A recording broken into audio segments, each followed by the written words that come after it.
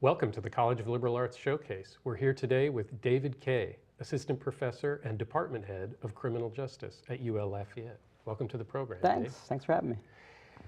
So criminal justice, tell us how you got interested in this. Where does your passion for that field come from? Good question. Just imagine circa 1980s, being raised in South Florida with all the cocaine flowing through South Florida's veins. And all that money coming through. So you think about all those drug movies that came up in the 80s, Scarface, and into the 90s, and those kinds of art pieces, shaped me. But I also had an uncle coming up, who couldn't kick the habit. Came up through the 70s when really cocaine was, at its most peak, 79, 78, and it really tore a rift in the family, and it kept me thinking why. And that really shaped my career. Went through 4 iterations of University of Florida of being shaped with criminologists that, and historians too, that had that as a research. Actually, the historian I was shaped by over there, my mentor, Joe Spillane, wrote a really excellent historic reflection on cocaine, and that really captured my interest too. So drugs and crime, how that leads to death and destruction of families and problems and rifts. That's pretty much my life too, and coming up, really shaped my life. Okay, so there was a personal element, and it was also a moment in time, and then a broader social problem Yeah, to that be still investigated. stays with us in different cycles to this day, absolutely. Yeah. So tell us about your actual research fields. What elements of criminal justice have you been interested in? Well, drugs and crime has always been a passion, but around 2005, gave a conference talk in New Orleans. And just, speaking of drugs and crime, just had a blast in New Orleans. Nothing really criminal, but, the things that happen in New Orleans of, just going down Bourbon Street and having a blast in a time of your life. But I also met Louisiana families that, really took me in and made me feel like a family member. And it's just this heart of Louisiana that I kept feeling every time I came to New Orleans and came to Louisiana, so it really had a draw. So when I graduated from University of Florida with my doctorate in '09, I still had that momentum to come back to Louisiana.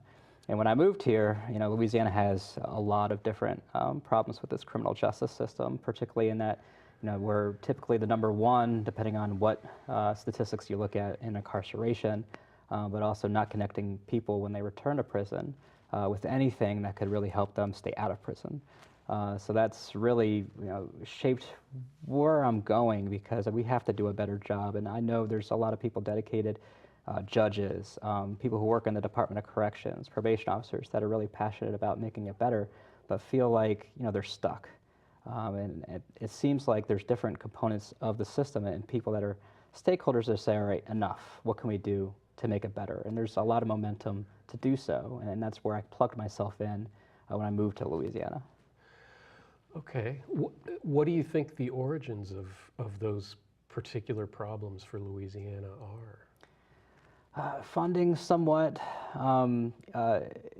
We got stuck into a cycle, within the 80s and 90s, kind of like Just Say No, of kind of being more of like, why can't you get your act together, to a lot of people that were going through the system. Okay. A lot of our reasoning for accountability is like, just why can't you bring yourself up from the bootstraps and really make your lives better? You have, kids you got to feed, you have, responsibilities. But again, it's we never thought through that, first of all, that the most people that go to prison, especially nonviolent drug offenders, have issues going in. And then when we don't really have the resources while they're in prison, what do we expect when the vast majority, about 90% of the people that go in, are eventually coming out? What do we expect when they get out if we don't, do anything with them while they're in? So we're finally like, oh, well, maybe we should start thinking about that. And that's slowly where the momentum's coming from. So would you say it's partly tied to the status of poverty and education in Louisiana, that this affects the overall social position of people? And that, jobs, loss of jobs and not knowing where people can go to get, high quality jobs, jobs that will be a career, not necessarily, something that will, pay the bills, but, how much. And just a lot of desperation and disparate treatment across Louisiana. And things are getting better. There's a lot of investments that have been coming up in Louisiana that especially within computer science, where the Silicon Bayou, there's a lot of opportunity. But it's just, again, like, how do we develop the workforce to make use of those investments? And when we link that up with those who have been incarcerated, pretty much touching the criminal justice system throughout their lives, like, how do we get people to start thinking about a career path again, and thinking about staying out of the system and staying out of trouble again without that hope? And what I'm finding is it's just hope, that one little simple topic that once you plant that seed, that's where things start changing. So what are some of the initiatives that are currently underway to improve the situation? There's a lot of reinvestment going on in Louisiana, and there's a lot of momentum through the legislature. The last legislative session in particular, that sticks any kind of reinvestment savings that we're making towards programming in the system. So anything that, say for example, removes a lot of the people that are about to get out, but kind of shortens their sentences. So we're not spending all that money on those prison stays and cutting back on the length of sentence. We're looking into taking those funds and putting them back into programming. That's coming about. There's also a lot of federal and state level investments that are going on here at the University of Louisiana Lafayette. We got lucky enough to strike up a grant that's funded through the Bureau of Justice Assistance. It's called Smart Reentry. That's going to fund some of the concepts that the Department of Corrections and its partners are at least aspiring to, in order to connect people who are going through prison, to give them an opportunity to get some programming before they leave, but also make sure that the community is ready to give them any kind of services they need when they get out. And that's the most important piece, is making sure we're ready when they get home. Right. What programs have been shown to decrease recidivism? What works? True substance abuse treatment. Again, because of the 80s and 90s of a lion's share of people having addiction going into prison, and there's a lot of information that we now know is that there's plenty of access to substances when people go to prisons. There's contraband, there's a way to get it in, and there's a lot of continued substance abuse while people are in an incarcerated setting. So getting access to substance abuse treatment, but also vocational training and any kind of linkages to employment. Those are the two key pillars. Is, can we connect you to a job on the outside? Can you sustain, housing or find secure housing? And then making sure that, you're getting the treatment you need. Yeah. One of the issues that I've heard about is that some of our mental health treatment programs are not sufficient to meet the needs of the mental health population, and that sometimes being in prison is the only way that people can get the treatment that they need. Absolutely. Do we find that happening, and is there any way out of that? Yeah, so that's interesting that you asked that. My spouse, Jada Hector, and I just finished a book with Springer on the topic. It's called Criminal Justice and Mental Health. And most of the strain of mental health disorders is really piping through jails. Because typically a lot of individuals with mental health disorders, don't really get too far deep into the criminal justice system to where they need long-term imprisonment, because most of them aren't, very violent offenders. There's a very slim amount of people with mental health disorders that are truly violent and truly have problematic behaviors that would cause us to, make sure that we protect ourselves either through old school kind of forensic beds and make sure psychiatric treatment happens in hospitals, but we're losing those beds as time goes on. In fact, most states don't really have more than hundreds, if not tens of beds available throughout the state. So yeah, the default is, jails, and as a secondary backup is prisons. So the people who are now the new treatment providers, as opposed to the 60s and 70s, are now police officers. We're finding that more often than not, police officers aren't trained to have those interactions with people with mental health disorders. We start to see kind of the confluence of symptomology that happens starting around people age 18, 19 is when things really start percolating in terms of symptoms. So just trying to think of dealing with young adults that appear to be lashing out, or people be anti-authoritative, might be having some symptoms of mental health disorders. And there's a lot of stigma, both from a police officer standpoint, but the general public, of just not understanding what those mental health disorders could be, and what kinds of symptoms they have. Right. And certainly a huge cost to society in treating them as simple criminal misbehavior. Absolutely, which escalates if you do it in an incarcerating setting.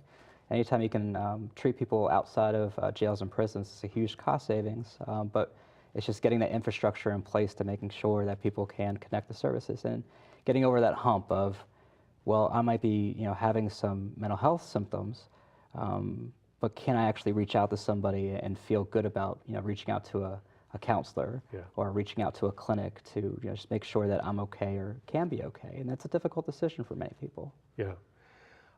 So going back to your own story, I guess if cocaine was sort of the hallmark drug of the 1980s, we'd have to say that opioids are the biggest drug of our day. Has there been a connection between opioid abuse and incarceration? Oh, absolutely, absolutely. It's interesting because it depends on the segment of the population. Because truly, the opioid epidemic has hit hard of older white populations, and somewhat in the younger bands of our country. But a lot of black youth and a lot of black young adults are still having that increase of cocaine issues. That's kind of like hidden, that kind of gets overshadowed with the opioid epidemic.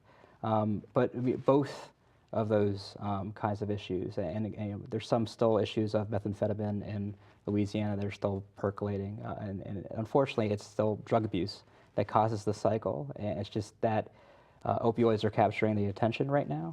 In terms of rate of use, it's still relatively a small, slim amount of the population that are having issues, around 4%, 5% with opioids. But it's still dangerous in that it can cause more than most other drugs, near death or death kinds of circumstances. And I think we're more attuned to that and understanding overdose better. But a lot of overdose situations are polydrug, so they're using not only opioids, but Xanax or alcohol on top, and that might start triggering those kinds of episodes that coroners and medical examiners see on their autopsy table. Right. Okay, we're here today with Dave Khey, Assistant Professor and Department Head of Criminal Justice at UL Lafayette. Join us for the second half in a moment.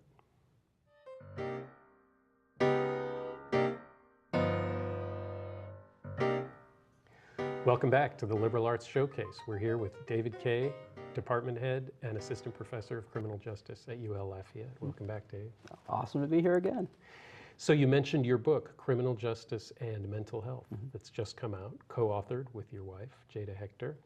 Can you tell us a little bit more about the book? How did the project get started? What are you guys really investigating there? Yeah, really randomly. We're at a conference, I believe in New York, talking with our publisher, Springer.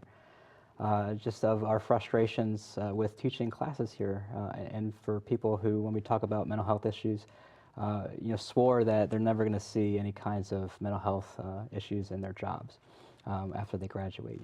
Future law enforcement personnel, people that work in the feds, and just didn't really understand the scope of what's going on in terms of the level of mental illness. Because if you think about anxiety disorders and kind of different things that are being more publicized now than in the past, it's kind of scary to think about the amount of symptomology that's out there without really having any kind of medical attention to, or even just talking through about it comfortably with one another.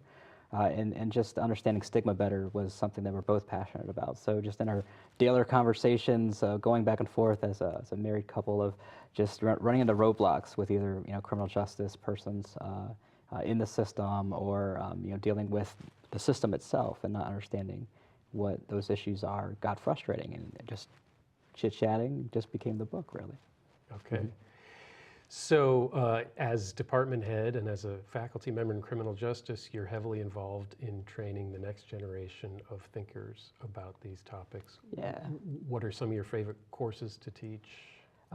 It's hard to say which one could be a favorite. The favorite is just whatever engages the students. So I've always been passionate about drugs in society, so I came up with a policy and politics of getting high course. So just understanding the different patterns and trends of legislation, of our knee-jerk reaction to get rid of substances from our society without really addressing why people use drugs.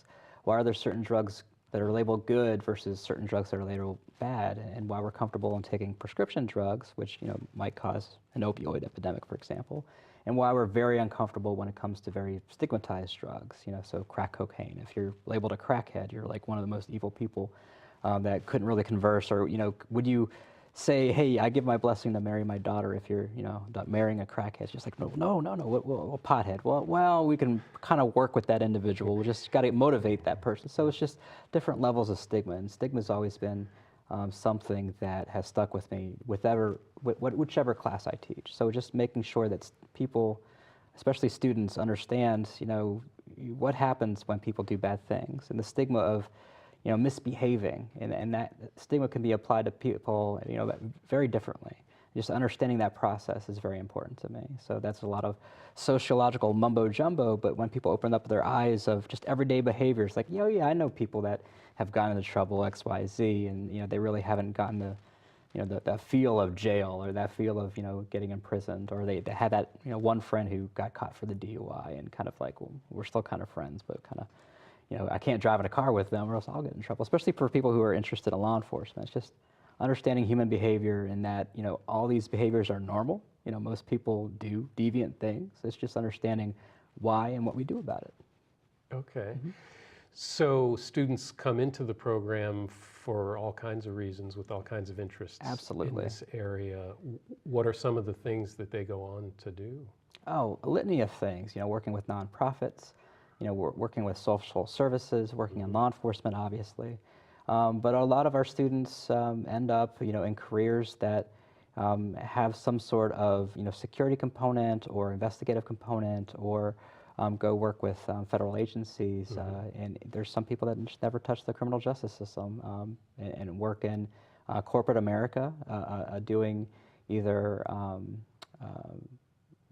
business services or providing even marketing for different companies and organizing their computer services. So it runs the gamut. It's just, do you have a well-balanced education by the time you leave UL is most of our goals. Right.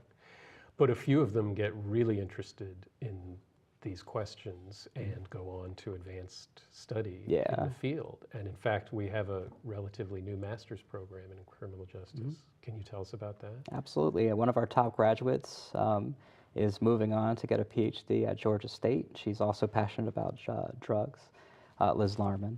So we're very proud of her. We're a young program that are producing people that have gone to DC, have worked with agencies that work in cybercrime. We've also had people who stay local and have contributed to AmeriCorps and are working to make sure that they give back to the common good. So we have a lot of people that have very different interests. Some are teaching, some are very passionate about just giving back, which is very promising. And I think that that social justice itch is what a lot of people get into when they get into a graduate program at UL. Tell us about criminology as a field. Is that something that graduate students get into? Do we have enough criminologists in Louisiana to solve our problems? It's one of the most popular majors, certainly in Florida. We don't really see a lot of development here in Louisiana. We actually have, I would believe, a shortage of people with professional degrees in criminal justice, but especially criminology, that can looking into resolving some of those issues of how can we do things better, how can we make policies better, programming better, that show durable gains in reducing problematic behavior, of making sure people don't return to prison as often or as immediate after they get back to their families. Can we make sure family reunification occurs in a healthy way? So we desperately need more professionals in Louisiana, and the good news is that both of us have looked into the stats, is that UL grads typically don't leave the region for the same kind of reasons that I came to Louisiana. It's like it grabs a hold of you and it kind of won't let go for positive reasons. So, we're investing in our local students, and most of them reinvest in Louisiana. So the more investment we see in our graduate program, specifically in criminal justice, I think we'll develop that, next generation passionate professional that can take on a lot of these issues, especially when we get, some motivation. And we're seeing that, we have that motivation now. We're talking about it. We're talking about, I wouldn't think that this would happen in my lifetime, but, reducing or eliminating the death penalty in Louisiana. We're talking about medical marijuana in Louisiana, which I wouldn't think, again, would happen in my lifetime. So there's very measured ways of looking at reducing some of our problems by thinking outside of the box in ways that won't cause us more problems, which is really incredible, and it's looking promising. That's great. Yeah. I know that you've been involved in grant-funded research in these areas. Can you tell us a little bit about your grants? Absolutely. So there's a lot of funding through the Office of Justice Programs underneath the Department of Justice that look at providing resources for people in criminal justice, not necessarily for researchers, but making sure the programming that we know as a nation, even across nations, in terms of what's promising in corrections or what's promising in juvenile justice, of making sure we attack problems or mental health issues early, that we do the best that science tells us to diagnose the issues and attend to them, right? You go to a doctor, they tell you got a gout, you have a prescription for whatever cures gout, I don't know, and then you attend to it. So we're looking at these kinds of criminal justice issues using the same kind of pattern. You have some sort of mental health issues. We're trying to attend to them early on before they truly form into something broader, because the earlier you start attending to these issues, the better off we are of addressing them quicker, easier, less cost savings, or more cost savings, less cost, and making sure people have healthy and incredible lives. So a lot of that research is getting funded through Louisiana. We have a couple of promising things in the pipeline for this year. Like I said, the Bureau of Justice Assistance just funded a major $2 million grant to the Department of Public Safety and Corrections, just to see if our concept of moving people through the prison into reentry centers, and Lafayette's actually chosen next year to start as a reentry center for our region. Okay. We start that programming before they get out and connect them to services when they get out. Will that reduce recidivism, reduce those returns to prison? So soon in Lafayette, we're going to start that. So we're talking about, okay, we got about 1.5 years to get our act together. Like, what exactly are those services those individuals need? Do we have enough treatment beds or, intensive outpatient treatment for substance abuse around? And we're seeing that a lot of the activity for solving these issues are centered in the communities. Mental health services are not truly going to be leveraged in incarcerated settings. We have all that activity really when they get out. So are we ready? And that's really where we have to start funding these opportunities, making sure that they work. If they work, we should invest in them. Absolutely. So it's the same theme we started with. You have to understand the whole picture and the whole spectrum of people's lives and society in order to be able to start to fix these problems. Yeah, and knowing that bad behavior is a normal thing. To find somebody who's a goody two-shoes for their whole life is so incredibly rare that that's deviant itself. So it's just, a matter of, all right, what do we do with people when they mess up? And we have to know that's a human attribute. I'll drop a plug to Dave's Killer Bread. Understanding how employers, get involved into, making sure that they're in this network. So we have a felon, or we have somebody who's been through the criminal justice system, who's kind of rough around the shoulders. We anticipate, or we have this conception in our head. Do we have employers that are ready to, step up and say, hey, look, we'll give you a chance. We know you might mess up, you might relapse, but we have your back. As long as you have our back, we have yours. And Dave's Killer Bread is a chain a mom and pop organization that got bought out by, I believe, Hostess Bread. Don't quote me on that. But it started in the far west that attends to those second chance opportunities for offenders. It started out where we had somebody who was a family member who went to prison. He got out. He didn't really have any job opportunities, so the family said, hey, let's start this bakery together and let's work together to make sure that you're okay and you stay out of trouble and you have some money in your pocket. And that turned into a whole operation that's expanding across the United States. And we're seeing different employers that are taking that challenge and making sure that people have some place to go work and earn good money when they get out. And it's fun. That I can leave off with this, is that we have a reentry court program that's been funded by both the Substance Abuse Mental Health Services Administration and the Bureau of Justice Assistance starting in about 2013. These individuals go to Angola for 2 years, learn a vocation, and are connected with employers by the time they get out. We're finding that the vocation development that's going on in Angola is being so effective in that the individuals that are successfully tied with employers when they get out are eventually getting higher paid jobs than the probation officers that oversee their supervision. So the probation officers are like, Amazing. I'm doing a good enough job that, but it's a team. Yeah. And they're finding that the offenders that transition out with the individuals in that program turn into a brotherhood, and they give each other hope of pressing on and making sure that they're accountable to one another, but also to a judge that oversees that process. And we have one individual that's making 6 figures, way more than both of our salaries. It's incredible. So, people, when they have redemption and when they have hope, can do great things. And that's what we're finding out. It's amazing stuff and clearly making a huge difference in the community and nationwide. Thank you very much. This has been Dave Khey, Assistant Professor and Department Head of Criminal Justice at UL Lafayette. Thank you. Thank you, Dave.